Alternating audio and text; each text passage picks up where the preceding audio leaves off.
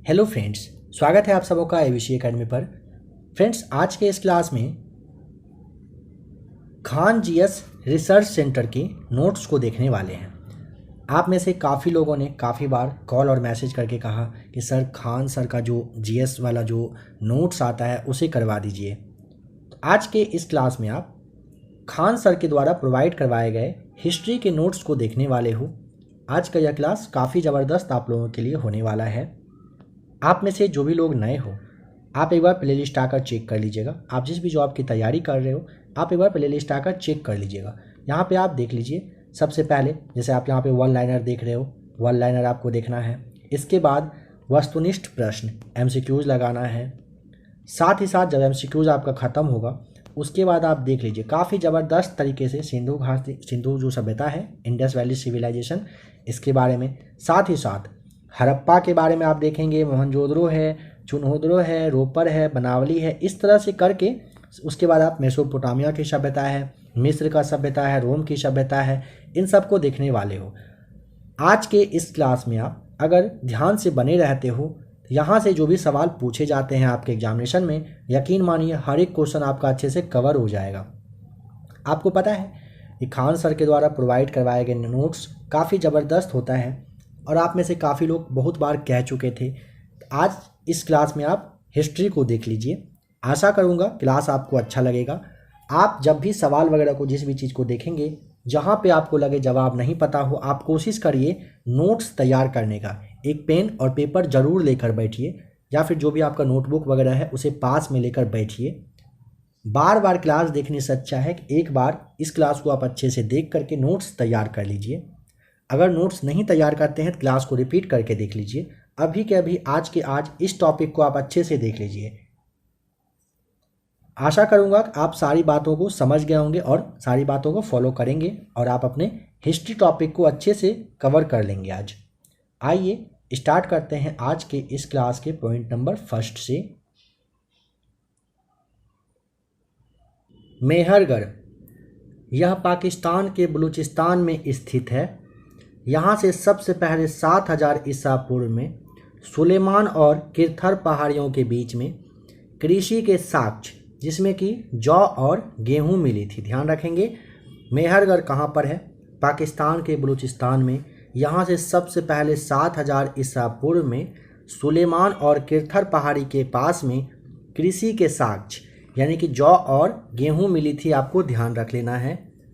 मेहरगढ़ के बाद बुर्ज होम, यह कश्मीर में अवस्थित है। यहाँ गर्तावास का प्रमाण मिला है। यहाँ से मालिक के साथ कुत्ते को दफनाने का साक्ष्य मिला है। पूछा जाता है मालिक के साथ कुत्ते को दफनाने का साक्ष्य कहाँ से मिला है? बुर्ज होम से। और यह कहाँ पर है? तो यह कश्मीर में, आपको ध्यान रखना है। नंबर थर्ड है गुफकराल। गुफकराल से मेदभांड का पहला प्रमाण प्राप्त हुआ है। गुफकराल को आप जरूर याद रखें। यहाँ से मेदभांड का पहला प्रमाण मिला है। कहाँ से मिला है? गुफकराल से। नंबर 4 कुलडेहवा। कुलडेहवा से यहाँ सबसे पहले ध्यान रखें है कहाँ पर? उत्तर प्रदेश के बेलन घाटी में है। यहाँ पर चावल का प्राचीनतम साक्ष्य जो कि 6000 ईसा पूर्व का है, यह मिला है। ध्यान रखें कुलडेहवा उत्तर प्रदेश के बेलन घाटी में है। यहाँ से चावल का प्राचीनतम साक्ष्य मिला है। नंबर 5 पे है चिरांद।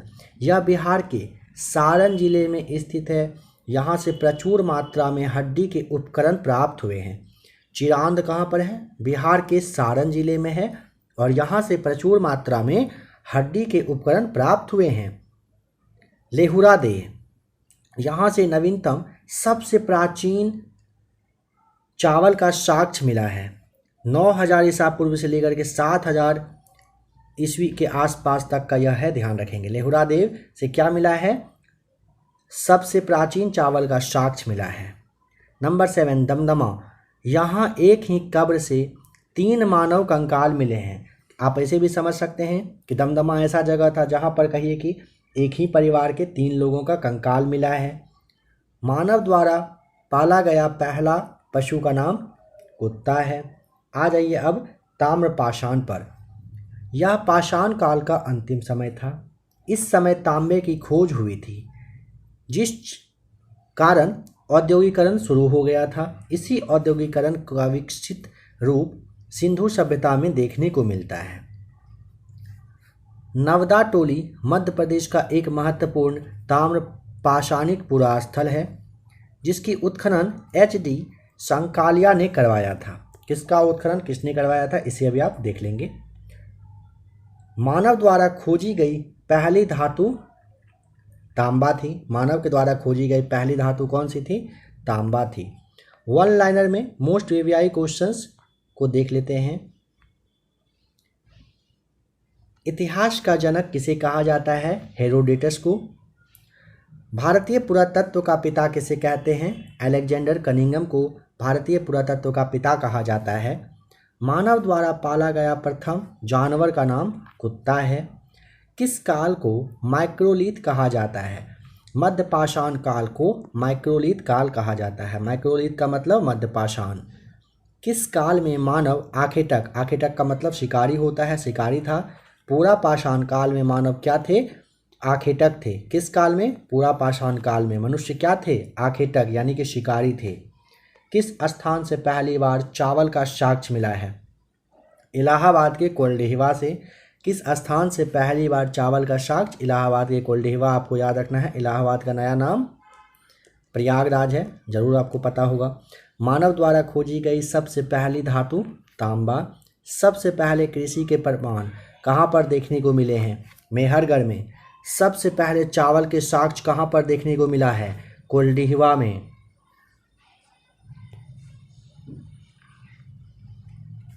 आग का आविष्कार किस काल में हुआ, आग हुआ है पूरा पाषाण में। आग का आविष्कार पूरा पाषाण काल में। पहिए का आविष्कार नव पाषाण काल में। भीमबेटका की गुफाएं किसके लिए प्रसिद्ध है, तो भीमबेटका की गुफाओं के शैल चित्र के लिए प्रसिद्ध है। राख का टीला किस नवपाषाणिक स्थल से संबंधित है, संगन कल्लू से। राख का टीला किस पाषाणिक स्थल से संबंधित है, संगन कल्लू से है। रॉबर्ट ब्रूस फूट क्या थे, भूगर्भ वैज्ञानिक और पुरातत्वविद थे। रॉबर्ट ब्रूस फूट क्या थे, इसके लिए आपको भूगर्भ वैज्ञानिक एवं पुरातत्वविद याद रख लेना है। आगे देखिएगा, यह सवाल आएगा। हड्डी से निर्मित आभूषण भारत में मध्य पाषाण काल के संदर्भ में प्राप्त हुए हैं। कहाँ से, महदहा से। हड्डी से निर्मित आभूषण भारत में मध्य पाषाण काल के संदर्भ में प्राप्त हुआ है, महदहा से। किसको चालकोलिथिक युग कहा जाता है, चालकोलिथिक के लिए आपको ताम्रपाषाण बताना है। चालकोलिथिक ताम्रपाषाण युग को कहा जाता है। कोपेनहेगन संग्रहालय की सामग्री से पाषाण, कांस्य और लोह युग का त्रियुगीय विभाजन किया था, किसने, थॉमसन ने। कोपेनहेगन संग्रहालय की सामग्री से पाषाण, कांस्य और लोह युग की जो त्रियुगीय विभाजन है ना, ये थॉमसन ने किया था। एक ही कब्र से 3 मानव कंकाल मिले हैं। अभी आपने देखा था दमदमा में एक ही कब्र से 3 मानव कंकाल मिले हैं। भीमबेटका की गुफाएं कहाँ पर है, ये अब्दुल्लागंज रायसेन में है। भारतीय पुरातत्व सर्वेक्षण किस मंत्रालय के अधीन आता है, संस्कृति मंत्रालय के तहत आता है भारतीय पुरातत्व सर्वेक्षण। राष्ट्रीय मानव संग्रहालय कहाँ पर है, राष्ट्रीय मानव संग्रहालय पूछा, भोपाल में। गैरिक मृदभांड पात्र का नामकरण हुआ है हस्तिनापुर में। गैरिक मृदभांड पात्र का नामकरण हस्तिनापुर में हुआ है। उत्खनित प्रमाणों के अनुसार पशुपालन का आरंभ हुआ था मध्य पाषाण काल में। उत्खनित प्रमाण के अनुसार कह रहा है पशुपालन का आरंभ कब से हुआ है, मध्य पाषाण काल से। मध्य पाषाणिक प्रसंग में पशुपालन के प्रमाण जहाँ मिले वह स्थान का नाम आदमगढ़ जगह है जहाँ से कि पशुपालन का प्रूफ मिला है। खाद्यान्नों की कृषि सर्वप्रथम प्रारंभ हुई थी नवपाषाण काल में। खाद्यान्नों की कृषि सर्वप्रथम कहाँ पर, नवपाषाण काल में शुरू हुई थी। भारत में मानव का सर्वप्रथम साक्ष्य कहाँ से मिला, नर्मदा घाटी से। भारत में मानव का सबसे पहला प्रूफ कहाँ से मिलता है, नर्मदा घाटी से। मानव द्वारा सर्वप्रथम प्रयुक्त अनाज जौ था। भारतीय उपमहाद्वीप में कृषि के प्राचीनतम साक्ष्य प्राप्त हुए हैं लहुरा देव से। भारतीय उपमहाद्वीप में कृषि के प्राचीनतम साक्ष्य कहाँ से, लहुरा देव से प्राप्त हुए हैं। किस एक पुरास्थल से पाषाण संस्कृति से लेकर हड़प्पा सभ्यता तक के संस्कृति के अवशेष प्राप्त हुए हैं? मेहरगढ़ से। कह रहे कौन सा ऐसा एक पुरास्थल है जहाँ से पाषाण संस्कृति से लेकर हड़प्पा सभ्यता तक के संस्कृति के अवशेष मिले हैं? मेहरगढ़ वह जगह है, इसे ज़रूर ध्यान रखें। नवदा टोली का उत्खनन किसने किया था? नवदा टोली HD सांकलिया के द्वारा किया गया था। नवदा टोली का। नवदा टोली किस राज्य में है? मध्य प्रदेश में है। नवदा टोली कहाँ पर है? मध्य प्रदेश में। किस स्थान पर मानव के साथ कुत्ते को दफनाए जाने का साक्ष्य मिला है? बुर्ज होम से। किस स्थान पर मानव के साथ कुत्ते को दफनाए जाने का साक्ष्य? बुर्ज होम से। गर्तावास के साक्ष्य मिले हैं कहाँ से? बुर्ज होम से मिले हैं गर्तावास के साक्ष्य। विंध्य क्षेत्र के किस शिलाश्रय से सर्वाधिक मानव कंकाल मिले हैं? लेखहिया नाम ध्यान रखेंगे। विंध्य क्षेत्र का वह कौन सा शिलाश्रय है जहाँ से सबसे ज़्यादा मानव कंकाल मिला है? लेखहिया आपको नाम ध्यान रख लेना है। पाषाण कालीन सभ्यता तथा संस्कृति का अन्वेषण 1862 ईस्वी में सर्वप्रथम किसने किया? ब्रूस फूट ने। पाषाण कालीन सभ्यता तथा संस्कृति का अन्वेषण 1862 ईस्वी में होता है ब्रूस फूट के द्वारा। भारतीय प्राक इतिहास का पिता कहा जाता है रॉबर्ट ब्रूस फूट को। पूरा पाषाण काल को किस अन्य नाम से भी जानते हैं? आखेट युग के नाम से। पूरा पाषाण काल को किस नाम से जाना जाता है? आखेट युग के नाम से। बैल और हल की सहायता से कृषि कार्य की शुरुआत हुई थी नवपाषाण काल में। बैल और हल की सहायता से कृषि स्टार्ट होता है नवपाषाण काल में। अग्नि का प्रयोग मानव ने किस काल में करना शुरू किया था? अग्नि का प्रयोग नवपाषाण काल में ही अग्नि का यूज करना स्टार्ट किए थे। भारत के किस स्थल से नवपाषाण काल की संस्कृति के प्राचीनतम साक्ष्य प्राप्त हुए हैं? मेहरगढ़ सही जवाब है। मध्य पाषाण काल का सर्वाधिक प्रमुख लक्षण क्या था? लघु औजार सही जवाब है। व्यापक उत्खनन के बाद मध्य पाषाण काल की मानव अस्थियां किस क्षेत्र से प्राप्त हुई है? गुजरात से। व्यापक उत्खनन के बाद मध्य पाषाण काल की मानव अस्थियां कहाँ से? गुजरात से प्राप्त हुआ है। शवाधान की दाह संस्कार की प्रक्रिया किस कालखंड में शुरू होती है? मध्य पाषाण काल में। शवाधान की दाह संस्कार की प्रक्रिया कहाँ पर? मध्य पाषाण कालखंड में शुरू होती है। मध्य पाषाण काल में प्रयुक्त होने वाले उपकरण बहुत छोटे छोटे होते थे, इसीलिए उन्हें माइक्रो मतलब सबसे छोटा माइक्रोलिथ कहा जाता था। मध्य प्रदेश में आदमगढ़ और राजस्थान में बागौर प्रस्तुत करते हैं। पशुपालन का प्राचीनतम साक्ष्य मिलता है। मध्य प्रदेश में आदमगढ़ और राजस्थान में जो बागौर है ना, वो प्रस्तुत करता है पशुपालन का प्राचीनतम साक्ष्य। इस काल में मानव के अस्थि पंजर जो शारीरिक प्रारूप है, मतलब बॉडी का जो पार्ट्स है, हड्डी वगैरह, इसका सबसे पहला अवशेष स्थान से प्राप्त होता है प्रतापगढ़ से, उत्तर प्रदेश में है। इसके सराय नहर और महदहा से मिलता है। प्रतापगढ़ जो कि उत्तर प्रदेश में पड़ता है, यहाँ के सराय नहर और महदहा से पता चलता है मानव के अस्थि पंजर के बारे में। मेहरगढ़ में बसने वाले नवपाषाण युग के लोग अधिक उन्नत थे। वे गेहूँ, जौ और रुई उपजाते थे तथा वे घरों में रहते थे, कच्ची ईंट के घर में रहते थे। मेहरगढ़ में बसने वाले नवपाषाण युग के लोग अधिक उन्नत थे।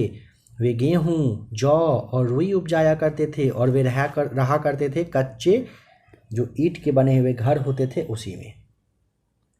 दक्षिण भारत में नवपाषाण कालीन सभ्यता का मुख्य स्थल है बेलारी, कर्नाटक प्रांत में पड़ता है। दक्षिण भारत में नवपाषाण कालीन सभ्यता का मुख्य स्थल है बेलारी, जो कि कर्नाटक प्रांत में पड़ता है। विंध्य क्षेत्र का वह शिलाश्रय जहाँ से सर्वाधिक मानव कंकाल प्राप्त हुए हैं, नाम है लेखहिया। नाम ध्यान रखें, कह रहे हैं कि विंध्य क्षेत्र का वह शिलाश्रय जहाँ से सर्वाधिक मानव कंकाल प्राप्त हुए हैं, क्या नाम है उसका? नाम बताइएगा। लेखहिया। आ जाइए next question number, next one liner पर। भारतीय पुरातत्व सर्वेक्षण के प्रथम महानिदेशक थे जॉन मार्शल।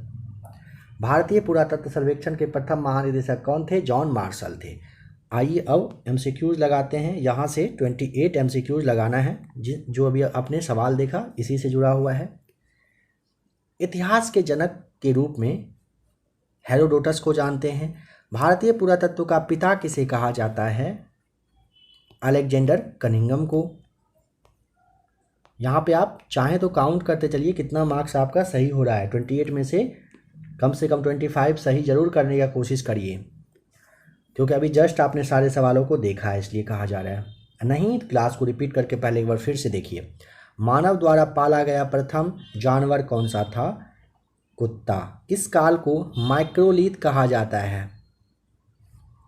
मध्य पाषाण काल को। Option B right answer. निम्नलिखित में से किस कालखंड में मानव ने सर्वाधिक जीवन बिताया? सही जवाब हो जाएगा ऑप्शन नंबर ए, पूरा पाषाण काल में। मानव द्वारा खोजी गई सबसे पहली धातु कौन सी थी? बी राइट आंसर, तांबा। नेक्स्ट क्वेश्चन नंबर 7, सबसे पहले चावल के साक्ष्य कहाँ पर देखने को मिले हैं? ए राइट आंसर, कोल्डिहिवा में। आग का आविष्कार किस काल में हुआ? पूरा पाषाण काल में आग का आविष्कार होता है। पहिए का आविष्कार किस काल में होता है? पहिए, नवपाषाण काल। Option B right answer. कहाँ पर मानव गड्ढे खोदकर निवास किया करते थे? C right answer, Burzahom. Bhimbetka की गुफाएं किसके लिए प्रसिद्ध है? भीमबेटका। सही जवाब हो जाएगा ऑप्शन नंबर सी, गुफाओं के शैल चित्र के लिए। नवपाषाण युग में भारतीय उपमहाद्वीप के उत्तर पश्चिम क्षेत्र में निम्नलिखित में से किस स्थान पर कृषि के अभ्युदय के प्रारंभिक प्रमाण प्राप्त हुए हैं? Option B, Mehrgarh. सही जवाब हो जाएगा। नंबर 13 पर आइए। राख का टीला निम्नलिखित किस नवपाषाणिक स्थल से संबंधित है? राख का टीला के लिए ऑप्शन नंबर बी, संगन कल्लू सही जवाब है। राख का टीला निम्नलिखित किस नवपाषाणिक स्थल से पूछा है? संगन कल्लू बताइएगा। भीमबेटका किसके लिए प्रसिद्ध है? गुफाओं के शैल चित्र के लिए भीमबेटका काफ़ी फेमस है। रॉबर्ट ब्रूस फूट थे एक भूगर्भ वैज्ञानिक। आपको अगर ध्यान हो इस सवाल के बारे में आपको कहा भी गया था, आगे आप देखेंगे। रॉबर्ट ब्रूस फूट क्या थे? भूगर्भ वैज्ञानिक थे। भारतीय उपमहाद्वीप में कृषि के प्राचीनतम साक्ष्य प्राप्त हुए हैं कहाँ से? मेहरगढ़ से। D right answer. भारतीय उपमहाद्वीप में कृषि के प्राचीनतम साक्ष्य कहाँ से? मेहरगढ़ से प्राप्त हुए हैं। नंबर 17 पर आ जाइए। हड्डी से निर्मित आभूषण भारत में मध्य पाषाण काल के संदर्भ में प्राप्त हुए हैं। बी राइट आंसर, महदहा से। हड्डी से निर्मित आभूषण भारत में मध्य पाषाण काल के संदर्भ में प्राप्त हुआ है, महदहा से। निम्नलिखित में से किसको चालकोलिथिक युग भी कहते हैं? चालकोलिथिक के लिए ऑप्शन नंबर सी, ताम्रपाषाण युग को कौन सा भी समय कहा जाता है? चालकोलिथिक युग कहा जाता है। नंबर 19, कोपेनहेगन संग्रहालय की सामग्री से पाषाण, कांस्य और लोह युग का त्रियुगीय विभाजन किया था। थॉमसन ने। ए राइट आंसर, कोपेनहेगन संग्रहालय की सामग्री से पाषाण, कांस्य और लोह युग का त्रियुगीय विभाजन किसने किया था? थॉमसन ने किया था। भारत में किस शैलाश्रय से सर्वाधिक चित्र प्राप्त हुए हैं? बी राइट आंसर, भीमबेटका से। भारत में किस शैलाश्रय से सर्वाधिक चित्र प्राप्त हुए हैं? भीमबेटका सही जवाब है। एक ही कब्र से 3 मानव कंकाल निकले हैं। दमदमा से मिले हैं। एक ही कब्र से 3 मानव कंकाल कहाँ से? दमदमा से मिले हैं। नंबर 27, निम्न में से कौन सा स्थल प्रागैतिहासिक चित्रकला के लिए प्रसिद्ध है? सही जवाब हो जाएगा ऑप्शन बी, भीमबेटका।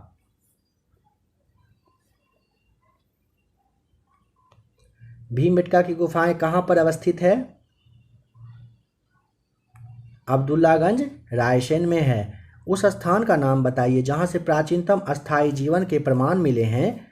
मेहरगढ़ से मिले हैं। ऑप्शन नंबर डी, उस स्थान का नाम, तो वह स्थान है मेहरगढ़। यहाँ से प्राचीनतम अस्थायी जीवन के प्रमाण यानी कि प्रूफ मिले हैं। आ जाइए क्वेश्चन नंबर 25 पर। भारतीय पुरातत्व सर्वेक्षण निम्नलिखित विभाग या फिर मंत्रालयों में किसका संलग्न कार्यालय है? ए राइट आंसर, संस्कृति का है। राष्ट्रीय मानव संग्रहालय कहाँ पर स्थित है? ऑप्शन नंबर सी, राष्ट्रीय मानव कहाँ पर है? भोपाल में। नवदा टोली का उत्खनन किसने किया था? Right answer option number C tick करेंगे। नवदा टोली का ना HD सांकलिया ने किया था। नवदा टोली का उत्खनन किसने किया था? HD सांकलिया ने। निम्नलिखित में से किस स्थल से मानव कंकाल के साथ कुत्ते का कंकाल शवाधान से प्राप्त हुआ है? Right answer option number B tick करेंगे, बुर्जहोम। निम्नलिखित में से किस स्थल से मानव कंकाल के साथ कुत्ते का कंकाल कि समाधान से प्राप्त हुआ है। बी बिल्कुल राइट आंसर हो जाएगा, बुर्जहोम से। अब आ जाते हैं आदि ऐतिहासिक काल। देखिए, इस काल में मानव द्वारा लिखी गई लिपि को पढ़ा नहीं जा सकता है, किंतु लिखित साक्ष्य मिले हैं। समझ गए, साक्ष्य मिला है लेकिन पढ़ा नहीं गया है, कहने का ये मतलब है। इस काल के जानकारी के स्रोत भी पुरातात्विक साक्ष्य ही हैं। इसमें सिंधु सभ्यता रहते हैं। आइए अब सिंधु सभ्यता, इंडस वैली सिविलाइजेशन को देखते हैं। यह सभ्यता सिंधु नदी के तट पर मिली थी, इसीलिए इसे सिंधु सभ्यता कहते हैं। समझ गए, यह सभ्यता सिंधु नदी के तट पर था, इसीलिए नाम दे दिया गया सिंधु सभ्यता। इसकी जानकारी के लिए पहली खुदाई हड़प्पा से ही होती है, अतः इसे हड़प्पा सभ्यता भी कहते हैं। समझ पाए, सिंधु नदी के तट पर मिला था यह सभ्यता, इसीलिए इसे सिंधु सभ्यता, या फिर इसकी जानकारी प्राप्त करने के लिए पहली खुदाई होती है हड़प्पा में, इसीलिए इसे हड़प्पा भी आप कहते हो। सिंधु सभ्यता कहिए, हड़प्पा सभ्यता कहिए, बात एक ही आएगा। सिंधु सभ्यता की जानकारी चार्ल्स मैसन ने दिया था। सिंधु सभ्यता की जानकारी सबसे पहले याद रखिए चार्ल्स मैसन के द्वारा दिया गया था। सिंधु सभ्यता की जानकारी किसने दिया? चार्ल्स मैसन ने। सवाल बनता है कब दिया गया? वर्ष 1826 ईस्वी था वह, जब सिंधु सभ्यता के बारे में जो मैसेज देना होता है ये चार्ल्स मैसन ने दिया था। सिंधु सभ्यता सर्वेक्षण जेम्स कनिंघम ने 1853 में स्टार्ट किया था। सिंधु सभ्यता सर्वेक्षण किसके द्वारा? जेम्स कनिंघम के द्वारा किया गया था वर्ष 1853 में, 1853 में। अब देखिए सिंधु सभ्यता कितने एरिया में फैला हुआ है, काफ़ी ज़बरदस्त यहाँ पे सारे पॉइंट्स हैं, ज़रूर सभी को याद करेंगे। सिंधु सभ्यता 13 लाख वर्ग किलोमीटर में फैली हुई है। सिंधु सभ्यता 13 लाख वर्ग किलोमीटर एरिया में फैला हुआ है। कितने एरिया में सिंधु सभ्यता है? 13 लाख वर्ग किलोमीटर में। लॉर्ड कर्जन वर्ष 1904 ईस्वी में पुरातत्व विभाग की स्थापना किया था, जिसके महानिदेशक सर जॉन मार्शल थे। लॉर्ड कर्जन का नाम आपने सुना है, इन्होंने 1904 में ना पुरातत्व विभाग की स्थापना किया था और इसके महानिदेशक के रूप में सर जॉन मार्शल बने थे।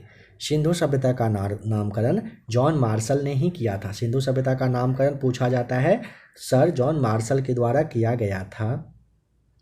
सिंधु सभ्यता की पहली खुदाई दयाराम साहनी ने किया था। सिंधु सभ्यता का आकार त्रिभुजाकार है। एक बार फिर से देखिए, सिंधु सभ्यता सर्वेक्षण जेम्स कनिंघम ने वर्ष 1853 में किया था। सिंधु सभ्यता 13 लाख वर्ग किलोमीटर एरिया में फैला हुआ है। लॉर्ड कर्जन ने वर्ष 1904 में पुरातत्व विभाग की स्थापना कर दिया था। इसके महानिदेशक के रूप में सर जॉन मार्शल को बनाया गया था। सिंधु सभ्यता का नामकरण जॉन मार्शल ने ही किया था। सिंधु सभ्यता की पहली खुदाई होती है दयाराम साहनी के नेतृत्व में और सिंधु सभ्यता का आकार पूछा जाता है, यह त्रिभुजाकार है। सिंधु सभ्यता किस तरीके का है अगर पूछेगा तो त्रिभुजाकार बताना होता है। सिंधु सभ्यता विश्व की सबसे पहली शहरी सभ्यता हुआ करती थी। सिंधु सभ्यता पूरे वर्ल्ड के बारे में कह रहा है कि विश्व की सबसे पहली शहरी सभ्यता थी। कौन सी? सिंधु सभ्यता। इसका विकास 2500 से लेकर के 1750 ईस्वी तक माना गया है, मतलब 2500 ईसा पूर्व से लेकर के 1750 तक आपको इसके लिए ध्यान रख लेना है। अब आ जाइए, कौन सा स्थल किस जगह पर है? हड़प्पा है पाकिस्तान के पंजाब प्रांत में मोंटगोमरी जिला में। मोहनजोदड़ो है पाकिस्तान में सिंध प्रांत में लड़काना जिला में। कालीबंगा या कालीबंगन कहा जाता है राजस्थान भारत में है, हनुमानगढ़ जिला में है यह। धौलावीरा कहाँ पर है? भारत में, गुजरात में। कहाँ पर? कच्छ जिला में है। चुन्हुद्रो पाकिस्तान में पड़ता है, सिंध प्रांत में। लोथल अहमदाबाद जिला में पड़ता है, गुजरात भारत में। कोट दीजी सिंध प्रांत का खैरपुर स्थान पाकिस्तान में यह पड़ता है। बनवाली जो है हिसार जिला हरियाणा जो कि अपने भारत में पड़ता है। रोपर के लिए आपको रोपर जिला पंजाब यानी कि भारत में है। रंगपुर काठियावाड़ जिला गुजरात अहमदाबाद में जो कि भारत में ही पड़ता है काठियावाड़, यह रंगपुर यहीं पे है। आलमगीरपुर मेरठ जिला उत्तर प्रदेश भारत। सूतकांगेडोर मरकान के समुद्र तट के किनारे पाकिस्तान में है। सूतकागो जो है ये मरकान के समुद्री तट पर है जो कि पाकिस्तान में है। अब आ जाइए हड़प्पा के बारे में काफ़ी अच्छे से समझिए। आपने देखा था अभी, इसकी खुदाई दयाराम साहनी ने किया था। यह रावी नदी के तट पर पाकिस्तान के माउंट गोमरी जिला में स्थित है। पिग्गट में हड़प्पा और मोहनजोदड़ो को एक विस्तृत साम्राज्य की जुड़वा राजधानी कहा है। यहाँ से निम्नलिखित वस्तुएं मिली हैं। हड़प्पा से क्या क्या मिला है? हड़प्पा से ना, देखिए, कुम्हार का चाक, श्रमिक आवास, लकड़ी का ओखली जो है, RH-37 कब्रिस्तान, स्वास्तिक चिन्ह, हाथी का कपाल, लकड़ी की ताबूत, मातृ देवी की मूर्ति और अन्नागार प्राप्त हुआ है। कहाँ से? हड़प्पा से। ध्यान रखें, हड़प्पा से क्या क्या मिला है? कुम्हार का चाक, साथ ही साथ अन्नागार, श्रमिक आवास, मातृ देवी की मूर्ति, लकड़ी की ओखली, लकड़ी का ताबूत, RH-37 कब्रिस्तान, हाथी का कपाल, स्वास्तिक चिन्ह, ये सभी कहाँ से? हड़प्पा से मिले हैं। नोट कह रहा है यहाँ पे, चांदी का सर्वप्रथम प्रयोग हड़प्पा सभ्यता के लोगों ने ही किए थे। चांदी का सबसे पहला प्रयोग किसने किया था? हड़प्पा सभ्यता के लोगों ने किया था। आ जाइए अब मोहनजोदड़ो पर। इसकी खुदाई सन 1921 में राखल दास बनर्जी के द्वारा किया गया था। यह पाकिस्तान के लड़काना जिले में स्थित है। यह सिंधु नदी के तट पर है। यह सिंधु सभ्यता का सबसे बड़ा शहर है। सिंधु सभ्यता का सबसे बड़ा शहर कौन सा है? ध्यान रखिएगा, यही है। यहाँ मृतकों का एक बहुत बड़ा टीला मिला है। कहाँ पर? मोहनजोदड़ो में। यहाँ से क्या क्या मिला है? तो मोहनजोदड़ो से पुरोहित का आवास, घर में कुआं, विशाल स्नानागार, अन्नागार, सूती वस्त्र, स्वास्तिक चिन्ह, सबसे चौड़ी सड़क, सभागार, पशुपति शिव, कांसे की नर्तकी, तांबे का ढेर मिला है।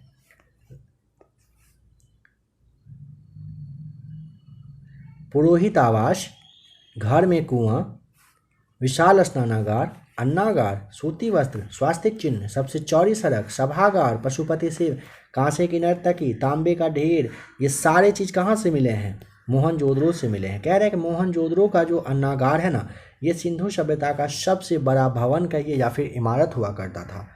मोहनजोदड़ो का जो अन्नागार है ना, सिंधु सभ्यता का सबसे बड़ा भवन या इमारत था। स्वास्तिक मोहर सर्वाधिक मोहनजोदड़ो से मिला है, जिसका निर्माण सिलखड़ी से हुआ था। स्वास्तिक मोहर का निर्माण पूछा जाता है सिलखड़ी से हुआ था। और सर्वाधिक सबसे ज़्यादा कहाँ से मिला है? मोहनजोदड़ो से। संभवतः आप कह सकते हैं कि मोहनजोदड़ो में ही यह बनाया गया था। अब आ जाइए चुनहुदरो के बारे में। 1931 को देखिए। इसकी खुदाई सन 1931 में गोपाल मजुमदार के द्वारा किया गया था। यह पाकिस्तान में सिंधु नदी के तट पर स्थित है। यह एकमात्र शहर है जो दुर्ग रहित है। यह एक औद्योगिक शहर हुआ करती थी। चुनहुदरो ना गोपाल मजुमदार के द्वारा 1931 में इसकी खुदाई की गई थी। पाकिस्तान में सिंधु नदी के तट पर स्थित है। यह एकमात्र शहर है जो दुर्ग रहित है। यह एक औद्योगिक शहर थी। अब यहाँ पे देखिए चुनहुदरो से क्या क्या मिला है। तो चुनहुदरो से मेकअप का सामग्री, लिपस्टिक हो गया, शीशा है, मनका है, गुड़िया है, सुई है, अलंकृत ईंट है, बिल्ली का पीछा करता हुआ कुत्ता है। ये सभी कहाँ से मिले हैं? चुनहुदरो से। आ जाइए रोपर पर। इसकी खुदाई यज्ञदत्त शर्मा ने 1953 यानी कि 1953 में रोपर की खुदाई यज्ञदत्त शर्मा के द्वारा किया जाता है। पंजाब के सतलज नदी के किनारे में स्थित है। यहाँ मानव के साथ साथ पालतू जानवरों का भी शव मिला है। कहाँ पर? रोपर में। एक ही शव नवपाषाण काल में जम्मू कश्मीर के बुर्जहोम से मिला है। मतलब ऐसा ही कह रहे हैं, ऐसा ही शव कहाँ से? नवपाषाण काल में जो जम्मू कश्मीर का बुर्जहोम एरिया था, यहाँ से भी मिला था।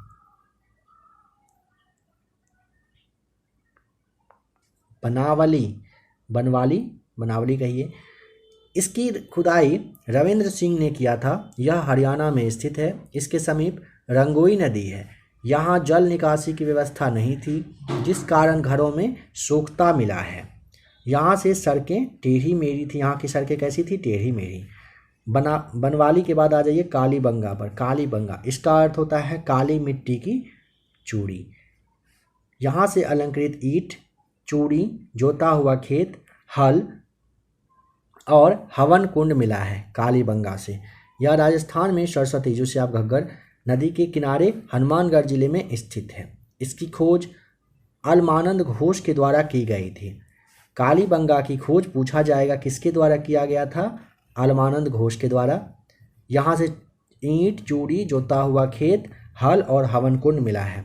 इसकी खुदाई, देखिए एक हुआ था, इसकी खोज कहा गया आपको अलमानंद के घोष के द्वारा, और खुदाई होता है बीके थापर और बीबी लाल के द्वारा। धौलावीरा यह गुजरात में स्थित है। यह सिंधु सभ्यता का सबसे बड़ा स्थल है। इसकी खुदाई रविंद्र सिंह बिष्ट के द्वारा की जाती है। धौलावीरा की खुदाई रविंद्र सिंह बिष्ट के द्वारा की जाती है।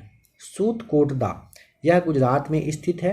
यहाँ से कलश समाधान तथा घोड़ों की हड्डी मिली है। सूतकोटदा से ना कलश समाधान घोड़ों की हड्डी मिली है और यह गुजरात में है। इसकी खुदाई जगपति जोशी ने करवाया था। खुदाई किसने करवाया था? जगपति जोशी ने। लोथल, इसकी खुदाई SR राव ने भोगवा नदी के किनारे अहमदाबाद गुजरात में किया था। यह सिंधु सभ्यता का बंदरगाह स्थल था। यहाँ से गोदीवारा का साक्ष्य मिला है। यहाँ घर के दरवाजे सड़कों की ओर खुला करते थे। यहाँ फारस की मुहर मिलती है जो विदेशी व्यापार का संकेत है। यहाँ से युगल समाधान मिला है जो सती प्रथा का प्रतीक है। रंगपुर यह गुजरात में स्थित है। यहाँ से धान की भूसी मिली है। कहाँ से? रंगपुर से। सिंधु सभ्यता का सबसे बड़ा स्थल धौलावीरा है जो कि गुजरात और पाकिस्तान में फैला हुआ है। भारत में सबसे बड़ा स्थल राखीगढ़ी हरियाणा में है। सिंधु सभ्यता का सबसे बड़ा शहर का नाम मोहनजोदड़ो बताइएगा। कुणाल के बारे में समझिए। कुणाल यह हरियाणा के हिसार जिला में स्थित है। यहाँ से चांदी के 2 मुकुट मिला है। कुणाल हरियाणा के हिसार जिले में है और यहाँ से चांदी के 2 मुकुट मिले हैं। सिंधु सभ्यता की विशेषताएं। सिंधु सभ्यता एक नगरी यानी कि शहरी सभ्यता थी। यहाँ की सड़क एक दूसरे को समकोण पर काटती थी तथा ये पूरब पश्चिम दिशा में थी जिससे हवा द्वारा सड़क स्वतः साफ हो जाती थी। नालियाँ जो थी ये ढकी हुई थी। अर्थव्यवस्था का मुख्य आधार कृषि हुआ करता था। इसका व्यापार विदेशों से हुआ करता था। देखिए सोना न अफगानिस्तान, ईरान, कर्नाटक से आता था और आयात के लिए अगर पूछेगा तो गोमद के लिए आपको यहाँ पे गोमद के लिए सौराष्ट्र बताना है। चांदी अफगानिस्तान, ईरान से। तांबा बलूचिस्तान, खेतरी ओमान से। टीन है ईरान और अफगानिस्तान से। लाजवर्त के लिए मेसोपोटामिया और सीसा के लिए आपको ईरान याद रख लेना है। सिंधु सभ्यता का समाज नॉर्मली 4 वर्गों में बटा हुआ था। विद्वान, योद्धा, व्यापारी एवं शिल्पकार और श्रमिक हुआ करते थे। इनका समाज मातृसत्तात्मक था। अभी पितृसत्तात्मक चल रहा है, पहले मातृसत्तात्मक था यहाँ पे सिंधु सभ्यता में। इनकी लिपि भाव चित्रात्मक थी। इसे पढ़ा नहीं गया है। इस लिपि को दाएं से बाएं की ओर लिखी जाती थी। ठीक है, सिंधु सभ्यता की लिपि ना दाएं से बाएं की ओर लिखी जाती थी। अभी पता है कैसे लिखते हैं और उस वक्त में क्या अंतर है? अंतर कर पा रहे हैं तो समझिए। दाएं से बाएं की ओर क्या लिखी जाती थी? इनके मोहरों पर सर्वाधिक एक सींग वाला जानवर का चित्र था। इनके मोहरों पर गाय तथा सिंह का चित्र नहीं मिला है। हड़प्पा सभ्यता के मोहरों में सेलखड़ी का मुख्य रूप से किया गया है। सिंधु सभ्यता के लोग लोहे से परिचित नहीं थे। सिंधु सभ्यता के लोग को लोहे के बारे में कोई कुछ पता नहीं था। यहाँ माप तौल के लिए न्यूनतम बाट 16 kg का हुआ करता था। सिंधु सभ्यता के लोग युद्ध या तलवार से परिचित नहीं थे। सिंधु सभ्यता में मिट्टी के बर्तनों में लाल रंग का उपयोग किया जाता था। सिंधु सभ्यता में सिंधुवासी विश्व में कपास के प्रथम उत्पादक थे। सिंधुवासी लोग जो थे ना पूरे वर्ल्ड में कपास के उत्पादन के लिए जाने जाते हैं। सिंधु सभ्यता के विनाश का सबसे बड़ा कारण बाढ़ को माना गया है। सिंधु घाटी सभ्यता के लोग कृषि भी करते थे, पशुपालन भी करते थे, परंतु उनका मुख्य व्यवसाय व्यापार हुआ करता था। सिंधु घाटी सभ्यता के लोग, यहाँ पे सिंधु घाटी सभ्यता का पतन हो जाता है तो यहाँ पे दिया है ना कि कौन से विद्वान ने क्या क्या रीजन बताया है।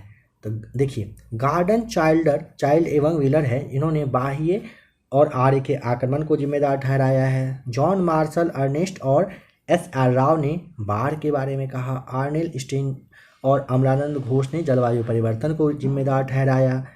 M.R. साहनी ने भूतात्विक परिवर्तन या जल प्लावन को, जॉन मार्शल ने प्रशासनिक शिथिलता और K.U.R. कनेडी ने प्राकृतिक आपदा यानी कि मलेरिया या फिर महामारी की वजह से कहा गया ना कि ये सिंधु घाटी सभ्यता वगैरह जो था ना खत्म हो जाता है सिंधु सभ्यता। आप इस पर सोच सकते हैं कि आखिर ऐसा क्या रीजन रहा होगा जिस वजह से कि सिंधु घाटी सभ्यता कहिए कि एक तरह से इतना ज़बरदस्त सभ्यता चल रहा था और वो ख़त्म हो जाता है। क्या रीज़न रहा होगा आप खुद भी अगर सोच सकते हैं तो ज़रूर सोचिए। चलिए अब देखिए मेसोपोटामिया की सभ्यता थोड़ा सा देखिए और थोड़ा सा वर्ल्ड लेवल पे, जैसा कि आपको कहा गया था पहले मेसोपोटामिया है, फिर आपको रोम है, फिर आपका जो फारस है, इन सारे सभ्यता को देखते हैं। मेसोपोटामिया की सभ्यता 10,000 ईसा पूर्व रही है। कब की रही है? 10,000 ईसा पूर्व की। इसका विकास इराक में टिग्रिस एवं यूफ्रेटस नदी, इन नदियों के मध्य में हुआ था, इसे जरूर ध्यान रखिएगा। देखिए इसका विकास इराक में करेक्ट टिग्रिस एवं यूफ्रेट्स नदी है, इसी के मध्य में हुआ था। यहाँ की मिट्टी अत्यधिक उपजाऊ हुआ करती थी। यह सभ्यता पूछा जाता है कैसी थी? यह सभ्यता ग्रामीण सभ्यता हुआ करती थी। कहाँ की? मेसोपोटामिया की सभ्यता। यहाँ की मिट्टी अधिक उपजाऊ थी, ध्यान रखें, और यह ग्रामीण वाली सभ्यता थी। इसके अर्थव्यवस्था का मुख्य आधार कृषि हुआ करता था। इस समय के मंदिरों को जिगुरत कहा जाता था। 10,000 ईसा पूर्व में मेसोपोटामिया की सभ्यता में मंदिर को जिगुरत कहा जाता था। मेसोपोटामिया की सभ्यता के 4 भाग थे: सोमेरियन की सभ्यता, बेबीलोन की सभ्यता, सीरिया की सभ्यता और कैल्ड्रिया की सभ्यता। सवाल आता है झूलता हुआ बगीचा कहाँ पर स्थित था? बेबीलोन आपको बताना है। झूलता हुआ बगीचा, बगीचा बेबीलोन, बगीचा के लिए आपको बेबीलोन याद करना है। सिकंदर ने इस सभ्यता का विनाश कर दिया और इसके स्थान पर ग्रीक सभ्यता को थोप दिया। मेसोपोटामिया की सभ्यता में आपको ध्यान रखना है कि सिकंदर ने इसका विनाश करके इसकी जगह पर ग्रीक सभ्यता को थोप दिया था। विश्व की सबसे बड़ी सभ्यता कौन सी थी? मेसोपोटामिया विश्व की सबसे पहली सभ्यता है। क्या है? पहली सभ्यता मेसोपोटामिया, ठीक है। जबकि विश्व की पहली अगर नगरीय सभ्यता पूछता है तो सिंधु सभ्यता आपको बताना है। आपने देखा था ना अभी, ये ग्रामीण वाली सभ्यता थी, तो इसीलिए आपको ध्यान रखना है। और विश्व की पहली नगरीय पूछेगा तब आप सिंधु नदी जो सिंधु सभ्यता है इसके बारे में बता सकते हो। अब देखिए मिस्र की सभ्यता पर आ जाइए। 2100 ईसा पूर्व में था यह मिस्र के रेगिस्तान में स्थित था। कौन सा? मिस्र की सभ्यता। कब? 2100 ईसा पूर्व। इसे नील नदी की देन कहते हैं। मिस्र को नील नदी की देन कहा जाता है। इस सभ्यता की विकास फिरौन के नेतृत्व में किया गया था। इस सभ्यता में पिरामिड, सूर्य कैलेंडर तथा मम्मी का विकास हुआ था, अर्थात इस सभ्यता का रसायन शास्त्र सुदृढ़ था। गीजा का पिरामिड सबसे प्रसिद्ध है, इसे भी ध्यान रखें। अब आ जाइए रोम की सभ्यता जो कि 600 ईसा पूर्व थी। इसे इटली में विकसित किया गया था, रोम की सभ्यता, ठीक है। इन्होंने पूरे मध्य सागर पर अधिकार कर लिया था। प्राचीन सभ्यता के यह सबसे विकसित सभ्यता थी। आज भी इस सभ्यता के अवशेष सुरक्षित बचे हुए हैं जो पर्यटन और आकर्षण के प्रमुख केंद्र के रूप में हैं। इस सभ्यता के 2 सबसे बड़े राजा, एक थे जूलियस सीजर और दूसरा हुए थे अगस्टस।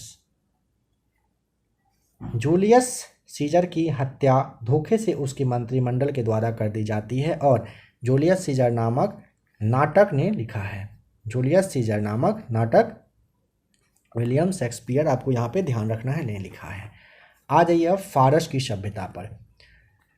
यह वर्तमान ईरान में थी। फारस की सभ्यता वर्तमान ईरान में थी 500 ईसा पूर्व। इस सभ्यता का विकास तेजी से हुआ था। इन्होंने पूरे अरब प्रायद्वीप पर अधिकार कर लिया था। इसकी भाषा फारसी थी तथा पारसी धर्म को ये मानते थे। फारस की सभ्यता में ना पूछा जाता है, भाषा तो फारसी थी और मानते थे धर्म कौन से? पारसी।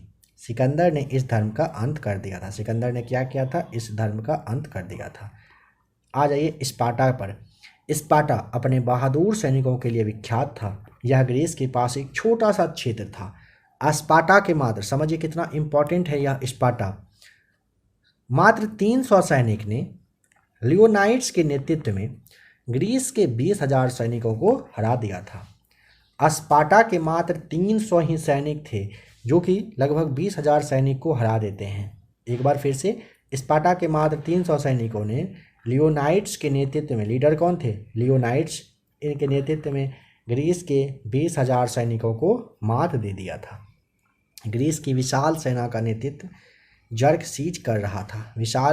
ग्रीस की विशाल सेना का नेतृत्व जर्कसीज कर रहा था। जर्कसीज ने धोखे से स्पार्टास को हरा दिया था। स्पार्टास को क्या किया था? हरा दिया था। पीली नदी की सभ्यता, यह चीन में 5000 ईसा पूर्व विकसित हुई थी। पीली नदी चीन का एक नदी है, वांगो इसे ही कहा जाता है। वांगो नदी के तट पर इसका विस्तार था। यह सभ्यता अपने उपजाऊ भूमि के लिए काफ़ी ज़्यादा फेमस था। अब वन लाइनर क्वेश्चंस को देखिए और इसके बाद लगाइएगा एमसीक्यूज। हड़प्पा सभ्यता में कौन सी 2 प्रमुख खाद्यान्न पाई गई है? तो गेहूं और जौ आपको बताया जा चुका है। गेहूं और जौ सही जवाब था। स्वतंत्रता प्राप्ति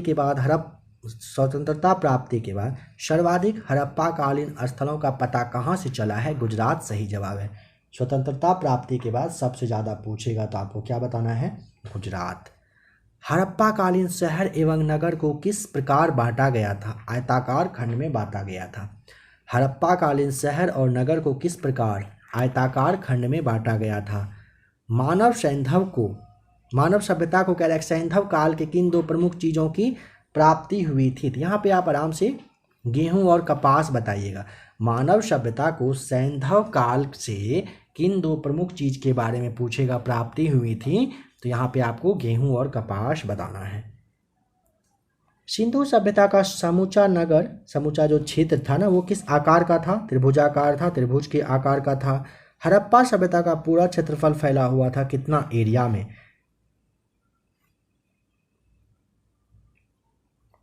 देखिए, सबसे पहले हड़प्पा सभ्यता का समूचा क्षेत्र जो है त्रिभुजाकार, इसे जरूर याद करिए।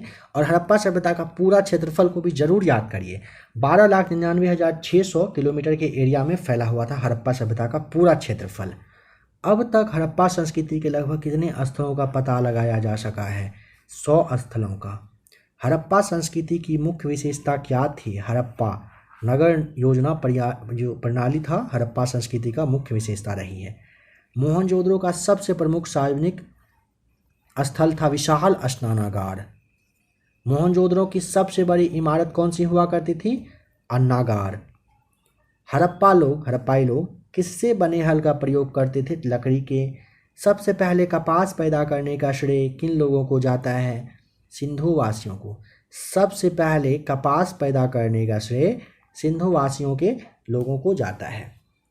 कपास को यूनान के लोग किस नाम से पुकारते थे?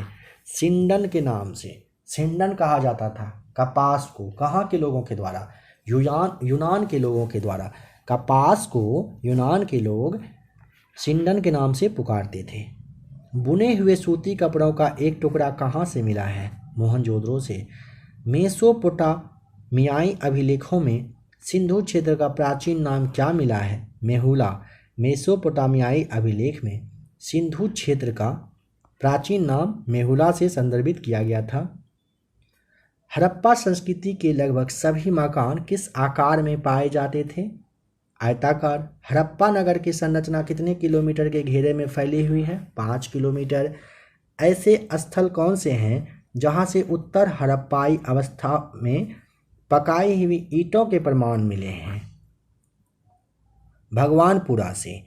ऐसा कौन सा स्थल है जहां से उत्तर हड़प्पाई अवस्था में पकाई हुई ईंट के प्रमाण मिले हैं? इसके लिए आपको भगवानपुरा ध्यान रखना है। चावल के उत्पादन के साक्ष्य मिले हैं रंगपुर, साथ ही साथ लोथल से। रंगपुर और लोथल से चावल के उत्पादन के साक्ष्य मिले हैं। भारत में सबसे बड़ा हड़प्पाकालीन स्थल का नाम धौलावीरा, जो कि कहाँ पर? गुजरात में है। एकमात्र हड़प्पाकालीन स्थल जो त्रिस्तरीय था, धौलावीरा। हड़प्पा काल के ज़्यादातर मोहरें किस प्रकार की होती थी? वर्गाकार। हड़प्पा काल की कह रहे सबसे ज़्यादा मोहर कैसी हुआ करती थी? वर्गाकार हुआ करती थी। किस व्यक्ति ने हड़प्पा एवं मोहनजोदड़ो को एक विस्तृत साम्राज्य की जुड़वा राजधानी कहा है? पिग्गट ने कहा था, आपने थोड़ी देर पहले देखा भी था। किस व्यक्ति ने हड़प्पा और मोहनजोदड़ो को कह रहे एक विस्तृत साम्राज्य की जुड़वा राजधानी से संदर्भित किया था, कहा था? ये पिग्गट के द्वारा कहा गया था। किन पुराविदों की मान्यता है कि सैंधव सभ्यता की उत्पत्ति मेसोपोटामिया की सुमेरियन सभ्यता से हुई थी? Sir John Marshall, Gordon Childe और व्हीलर का। सैंधव सभ्यता के लोग किस धातु से परिचित नहीं थे? लोहा से परिचित नहीं थे। किन सैंधव स्थलों से यज्ञ वेदियाँ प्राप्त होती है? लोथल एवं कालीबंगा से। सैंधव सभ्यता के किस स्थल से घोड़े की हड्डियाँ के प्रमाण मिलते हैं? सूतकोटदा से। सैंधव सभ्यता के किस स्थल से घोड़े की हड्डियाँ के प्रमाण मिलते हैं? सूतकोटदा आपको ध्यान रख लेना है। मोहनजोदड़ो के निवासी अधिकांशतः किस जाति के थे? भूमध्य सागरीय बताइएगा। अधिकांश विद्वानों की धारणा के अनुसार सैंधव सभ्यता के निर्माता किस भाषा से संबंधित थे? द्रविड़ सही जवाब हो जाएगा। अधिकांश विद्वानों की धारणा के अनुसार कह रहा है सैंधव सभ्यता के जो निर्माता हैं वो किस भाषा, तो यहाँ पे आपको आराम से क्या बताना है?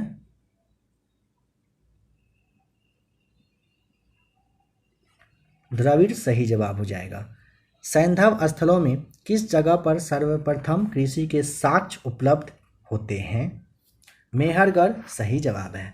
सैंधव सभ्यता के एक स्थल को स्तूप टीला की संज्ञा दी गई है क्योंकि उस स्थल पर एक कुषाणकालीन स्तूप प्राप्त हुआ है। वह स्थल का नाम है मोहनजोदड़ो। सैंधव संस्कृति के अंतर्गत प्रायः सभी मकान पीछे की गली में खुलते थे, परंतु इसका एक उपवाद कौन सा स्थल है? लोथल। लोथल में क्या होता था? करेक्ट। सैंधव संस्कृति के अंतर्गत प्रायः नॉर्मली सभी मकान पीछे की गली में खुलता था, यानी कि लोथल में नहीं खुलता होगा, है ना। एक उपवाद के रूप में, यह अपवाद के रूप में है लोथल।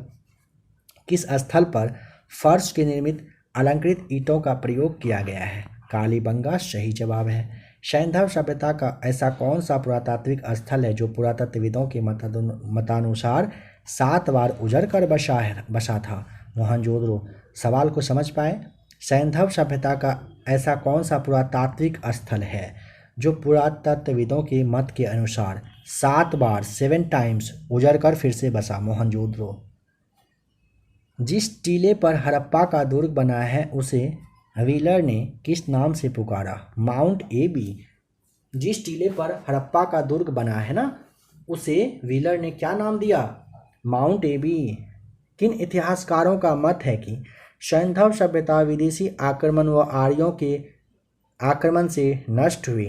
गॉर्डन चाइल्ड, व्हीलर सही जवाब हो जाएगा। किस इतिहासकार ने कहा है कि जलवायु में हुए परिवर्तन के कारण यह सभ्यता नष्ट हो गई?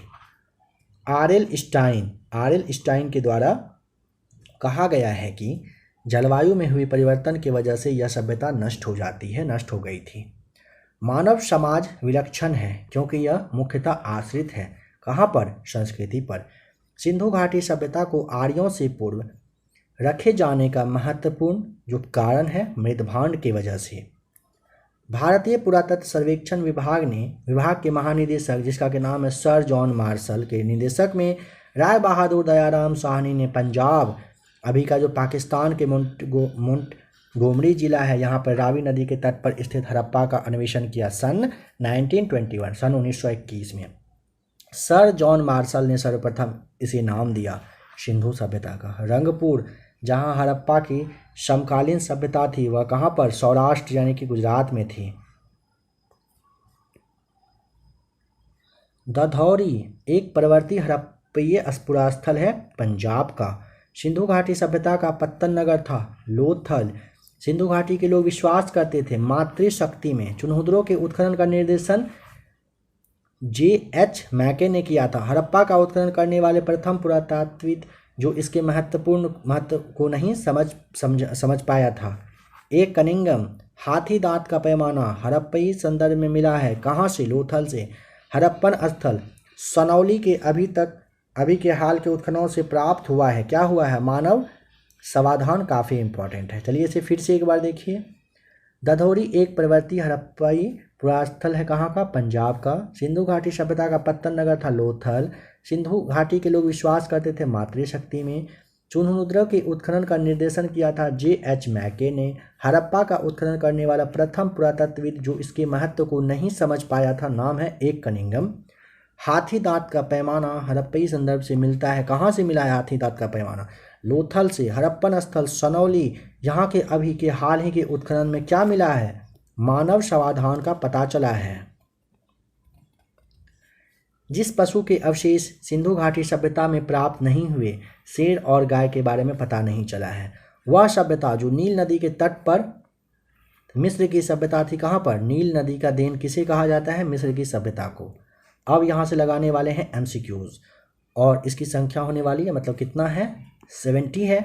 आप लोग अभी मार्क्स अपना काउंट करिए, ठीक है। सारे क्वेश्चंस आपको बताए जा चुके हैं और यहाँ पे अभी अगर आपने ध्यान से क्लास देखा है तो मिनिमम कहा जा रहा है आपको 63 64 प्लस आना चाहिए। 6 से 7 क्वेश्चन गलत होता है चलेगा, मैक्सिमम 8 गलत हो जाए चलेगा। उससे ज़्यादा होता है तो आपको रिपीट करके क्लास को देखने की ज़रूरत है। अगर आप इन सारे क्वेश्चंस पे पकड़ बनाएंगे, स्टार्टिंग में ही कहा जा चुका है आपको, आपके लिए ही काफ़ी बेस्ट होने वाला है। तो आइए क्वेश्चन नंबर फर्स्ट को देखते हैं। हड़प्पा सभ्यता की सर्वाधिक मान्यता प्राप्त काल है। B right answer. 2500 से लेकर 1750 ईसा पूर्व तक, यानी कि कहने का मतलब है ना 2500 ईसा पूर्व से लेकर के 1750 ईसा पूर्व तक के समय को हड़प्पा सभ्यता का काल माना गया है। निम्नलिखित में से किस पदार्थ का उपयोग हड़प्पा काल के मुहरों यानी कि मुद्राओं के निर्माण में मुख्य रूप से किया गया था? सेल खड़ी का। ऑप्शन ए राइट आंसर है। सिंधु घाटी सभ्यता के लोगों का मुख्य व्यवसाय क्या था? ए राइट आंसर, व्यापार करना। सिंधु घाटी की सभ्यता कहाँ तक विस्तृत थी?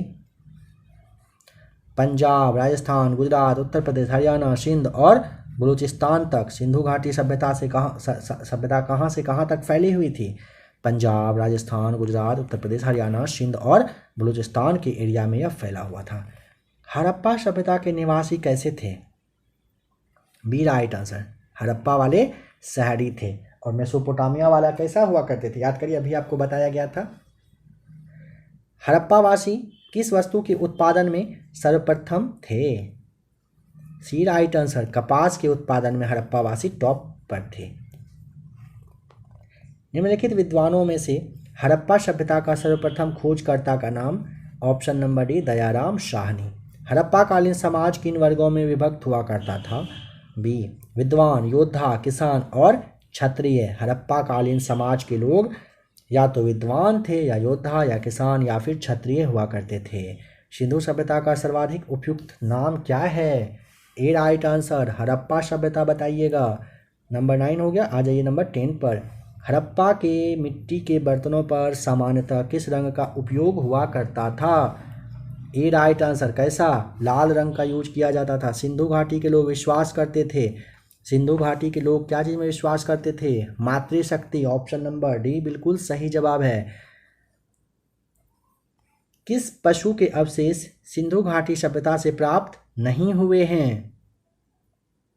नंबर 20 का सही जवाब यहाँ पे टिक करना होगा। 20 नहीं, नंबर 12 है। ऑप्शन ए, शेर का प्रूफ नहीं मिला था।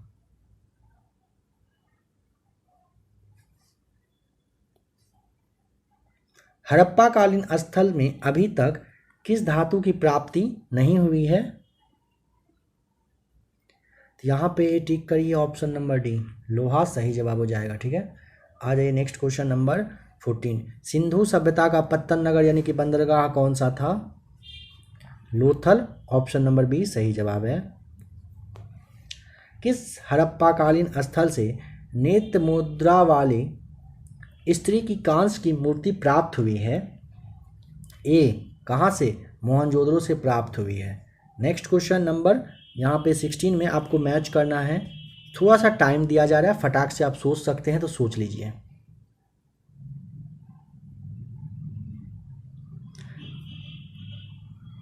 देखिए, सबसे पहले आप खुद से पढ़ने की कोशिश करिए। सभी यहाँ पे बिल्कुल सही मैच किया हुआ है, आमने सामने जो दिया गया है ना बिल्कुल सही है। अब आप इसे खुद से पढ़िए। पहले देखिए, सिंधु सभ्यता की उत्तरी सीमा ना मांडा कहिए या जम्मू कहिए, यहाँ तक फैला हुआ था। ठीक है। सिंधु सभ्यता की दक्षिणी सीमा दैमाबाद महाराष्ट्र में, पूर्वी सीमा था आलमगीर जो कि उत्तर प्रदेश में पड़ता है, और सिंधु घाटी की पश्चिमी सीमा सूतकांगेर और बलूचिस्तान में था। सिंधु घाटी सभ्यता का उत्तरी सीमा मांडा जम्मू में, पहले आप इसे याद करिए। पूर्वी सीमा था आलमगीरपुर, पश्चिमी था बलूचिस्तान, उत्तरी था मांडा जम्मू, दक्षिणी था कहाँ पर, दैमाबाद कहिए, महाराष्ट्र कहिए। नंबर ए सही जवाब है। नंबर 17, निम्नलिखित में से कौन सा एक हड़प्पा स्थल नहीं है? सही जवाब हो जाएगा ऑप्शन नंबर सी, सौगौड़ा नहीं है, और चुनहुद्रो, कुर्दिजी, दोसलपुर है। सिंधु घाटी के निवासियों की सभ्यता को जानने का मूल स्रोत है वहाँ पाई गई बी राइट आंसर, बर्तन, जेवर, हथियार और औजार। सिंधु घाटी संस्कृति वैदिक सभ्यता से भिन्न थी, क्योंकि ऑप्शन नंबर आपको डी ध्यान रखना है, क्योंकि ना इसके पास विकसित शहरी जीवन की सुविधाएं थी, इसके पास चित्रलेखीय लिपि थी, इसके पास लोहे तथा रक्षा शास्त्रों के ज्ञान का अभाव हुआ करता था। नंबर 20, हड़प्पा संस्कृति की जानकारी का जो प्रमुख स्रोत है वह कौन सा है? पुरातात्विक खुदाई से पता चलता है हड़प्पा संस्कृति के बारे में भारत में चांदी की उपलब्धता के प्राचीनतम साक्ष्य कहाँ से मिले हैं? ए राइट आंसर, हड़प्पा संस्कृति से मिले हैं, ध्यान रखिएगा। निम्नलिखित में से किसका सुमेल सही नहीं है? 22 का सही जवाब हो जाएगा, देखिए, आलमगीर के लिए उत्तर प्रदेश, लोथल गुजरात, कालीबंगा हरियाणा गलत है, रोपर के लिए पंजाब सही जवाब है। हड़प्पा संस्कृति के स्थल एवं उनकी स्थिति संबंधी निम्नलिखित युगों में से कौन सा एक सही नहीं है? आलमगीरपुर जो है उत्तर प्रदेश, दैमाबाद महाराष्ट्र, बनावली है हरियाणा, राखीगढ़ी दे रहा है राजस्थान। यहाँ पे आप 23 का डी सही टिक करेंगे, गलत है यह। सिंधु घाटी सभ्यता को आर्यों से पूर्व की रखे जाने का महत्वपूर्ण कारण क्या है? ऑप्शन नंबर डी आपको बताना है, मृद भांड। सिंधु सभ्यता संबंधित है कहाँ से? सही जवाब हो जाएगा ऑप्शन नंबर बी, आदि ऐतिहासिक युग से सिंधु घाटी सभ्यता संबंधित है। मानव समाज विलक्षण है क्योंकि यह मुख्यतः आश्रित होता है किस चीज़ पर? अभी आपने देखा था, ऑप्शन नंबर ए, संस्कृति पर। हड़प्पा निम्नलिखित में से किस सभ्यता से संबंधित है? बी राइट आंसर, सिंधु घाटी सभ्यता। सिंधु घाटी की सभ्यता गैर आर्य थी क्योंकि ना वह नगरीय सभ्यता थी। ए राइट आंसर। निम्नलिखित में से कौन सा सिंधु घाटी की सभ्यता पर प्रकाश डालता है?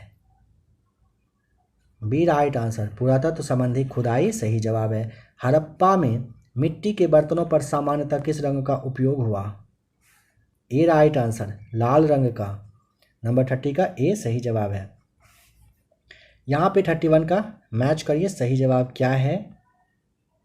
प्राचीन स्थल और उसके पुरातात्विक खोज के लिए आपको टिक करना होगा। देखिए, लोथल के लिए आपको गोदाबारा, कालीबंगा जुता हुआ खेत, धौलावीरा हड़प्पन लिपि के बड़े आकार के 10 चिन्हों वाला एक शिलालेख, बनावली से पक्की मिट्टी की बनी हुई हल की प्रतिकृति टिक करिएगा। नंबर 32, एक जुते हुए खेत की खोज की गई। सही जवाब है ऑप्शन बी, कालीबंगा में किया गया था। यहाँ पे सूची एक को सूची दूसरे के साथ मैच करिए। हड़प्पा संस्कृति की बस्ती जो कि किस नदी के तट पर कहाँ पर क्या था बताइए। सही जवाब हो जाएगा ऑप्शन नंबर, देखिए, हड़प्पा रावी नदी के तट पर। हड़प्पा कहाँ? रावी नदी के तट पर था, याद है ना, हड़प्पा रावी नदी के तट पर था। इसके बाद आ जाइए कालीबंगा घग्घर के, लोथल भुगवा नदी, रोपर सतलज नदी सही जवाब है। विशाल स्नानागार किस पुरातत्व स्थल में पाया गया था? 34 का सही जवाब हो जाएगा ऑप्शन नंबर सी, मोहनजोदड़ो के। सिंधु सभ्यता के बारे में निम्न में से कौन सा कथन असत्य है? असत्य क्या है सोचिए। देखिए, सिंधु सभ्यता में नगरों में नालियां की सुदृढ़ व्यवस्था थी, व्यापार और वाणिज्य उन्नत दिशा में था, मातृदेवी की उपासना भी की जाती थी, लोग लोहे से परिचित थे क्या? नहीं ना थे सिंधु घाटी में, इसीलिए आपको रीटिक करना है। सिंधु घाटी सभ्यता जानी जाती है अपने नगर नियोजन के लिए, मोहनजोदड़ो और हड़प्पा के लिए, अपने कृषि संबंधी कार्य के लिए और अपने उद्योग के लिए। यहाँ पे आप ऑप्शन नंबर डी को टिक कर दीजिएगा, सभी के लिए सही जवाब हो जाएगा। नंबर 37, चुनमुद्रों के उत्खनन का निर्देशन क्या था? निर्देशन किसने किया था? सवाल समझिए। निर्देशन J.H. मैक ने। सिंधु घाटी सभ्यता का कौन सा स्थान अब पाकिस्तान में है?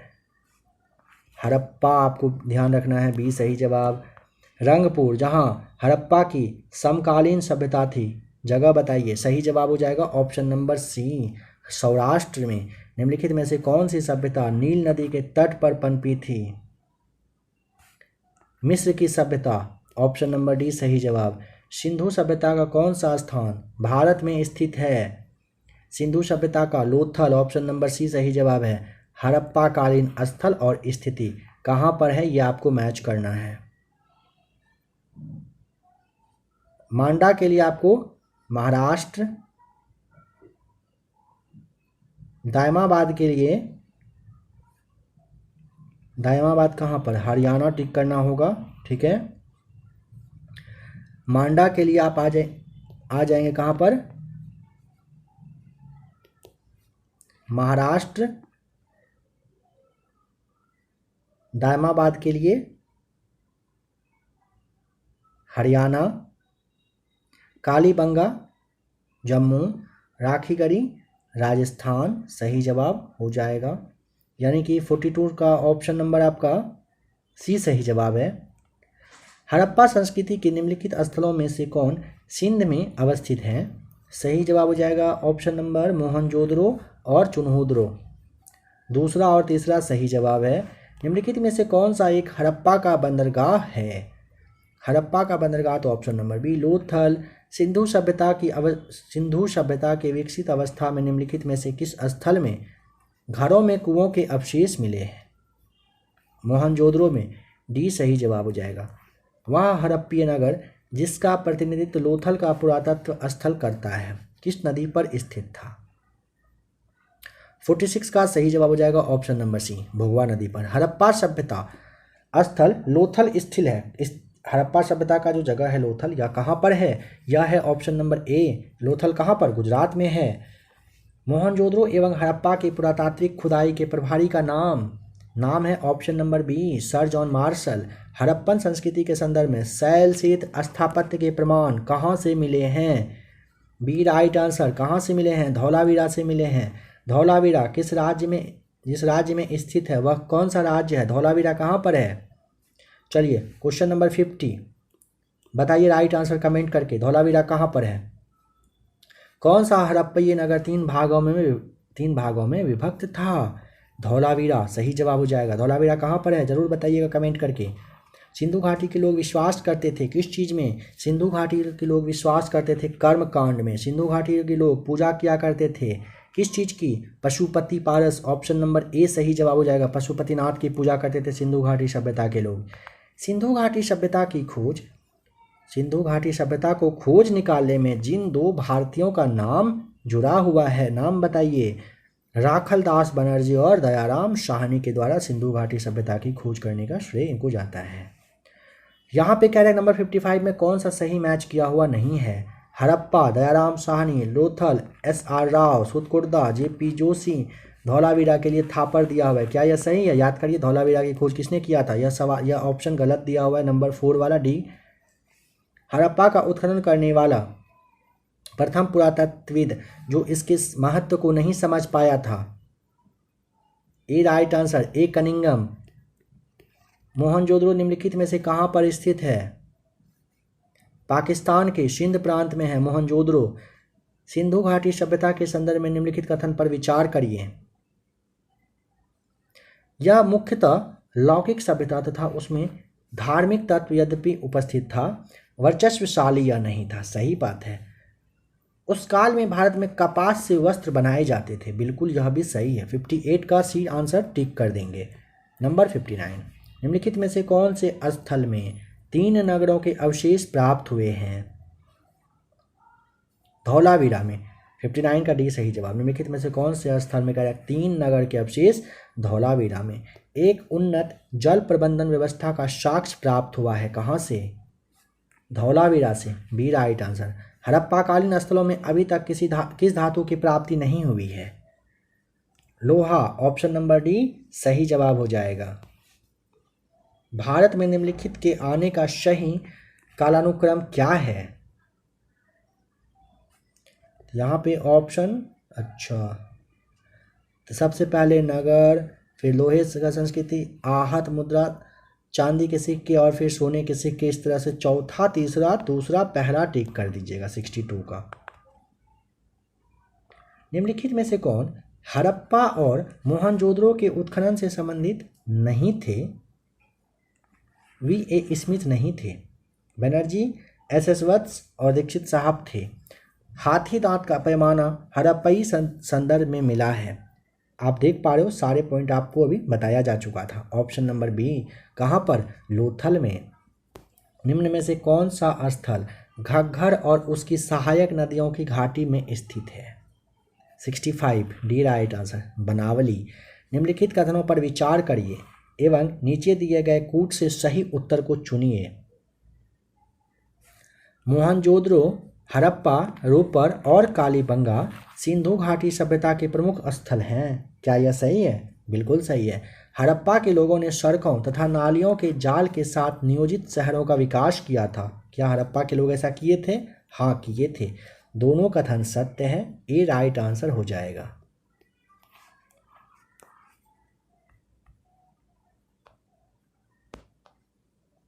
निम्नलिखित में से कौन से लक्षण सिंधु घाटी सभ्यता के लोगों का सही चित्रण करता है? वे देवियों और देवताओं दोनों की पूजा करते थे, सही है। 67 का option number B right answer tick करिएगा। 68 किस पशु के अवशेष सिंधु घाटी सभ्यता में प्राप्त नहीं हुए हैं? घोड़ा, हाथी का शेर, शेर हो जाएगा, ए राइट आंसर। स्थापित सिंधु घाटी सभ्यता जिन नदियों के तट पर बसी थी वे कौन सी हैं? सिंधु, चेनाब और झेलम। पहला, दूसरा, तीसरा सही जवाब हो जाएगा। आज का लास्ट क्वेश्चन नंबर 70 देखिए। कह रहा है कि वस्त्रों के लिए कपास की खेती का आरंभ सबसे पहले किया था किसने? कहाँ पर हुआ था? भारत में। वस्त्रों के लिए कपास की खेती का आरंभ सबसे पहले भारत में किया गया था। तो फ्रेंड्स, आज के इस क्लास को यहीं पे ख़त्म करते हैं। आशा करता हूँ कि आज का भी क्लास आपके लिए अच्छा रहा होगा। क्लास देखकर कैसा लगा? क्या आपको इससे आपके एग्ज़ाम के लिए हेल्प मिला, नहीं मिला? जो भी हो, आप चाहें तो कमेंट करके ज़रूर बता सकते हैं।